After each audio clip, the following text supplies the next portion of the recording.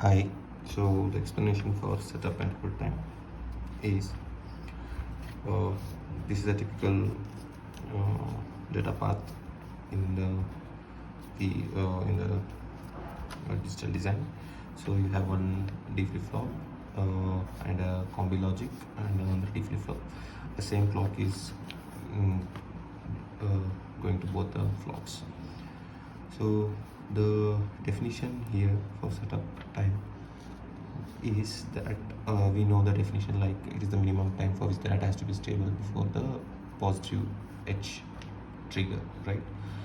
So that is for definition, but how we have to understand based on the practical aspect is, so if you see here the clock when it is going, so the same clock goes to the flip-flop at both the flip-flops.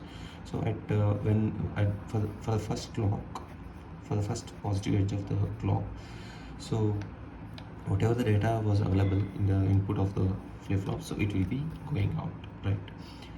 So the setup time comes into picture when the data sent from the flop 1 has to be captured by the flop 2. So so at this time we have to like satisfy the setup time. So here in this case, when the data has been launched from this flop 0, D flip-flop 0, so it has to be available at this positive edge of the at this input of the flop before the positive edge of the clock here. So so as I said, at the first clock, so they will be having some data, initial data, and they will be sending. So it is a concurrent system. So hardware design will be a concurrent system. Okay. So when the data, first data has been sent from here, okay, then we have to make sure the data is available before the positive edge trigger.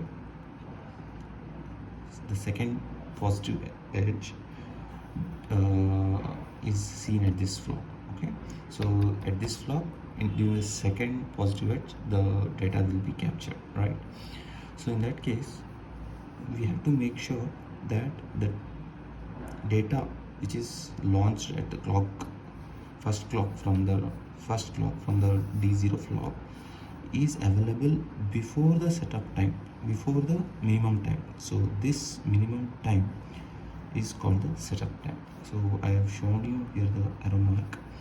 So how it happens is, so you have the clock to Q delay, you have the propagation delay, combi delay. So all these delays has to be met and the data has to be available before the setup time. Okay, then only the data which is launched from this flip-flop during the first clock will be captured correctly by the second flip-flop at the second positive trigger. Okay, that is the setup time. So you understand now, it's like the first clock at the D0 flop. Okay, the data which is launched here has to be captured, will be captured perfectly only if it is available before setup time. Okay, before setup time here, before setup time of this flop. Okay, so that the data gets captured perfectly during the second clock. Okay, so it's always like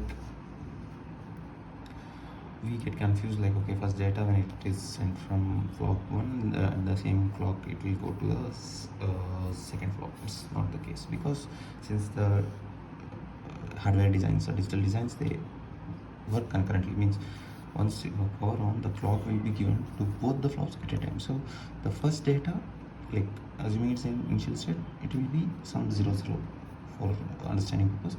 So they will both send 0 0, there is no issue. But when there is a data change in the flop 1, so that the flop 1 will capture that, and in the consequent clock, that data will be captured by the second flow.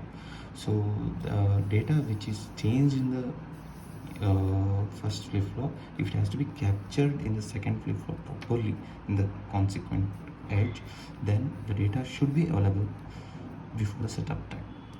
So if there is a setup time violation, you can see metastability, which is nothing but data corruption. Means the data what we captured might be wrong, like we are expecting data to be captured as 0, but we are seeing as data to be 1, so it is wrong data.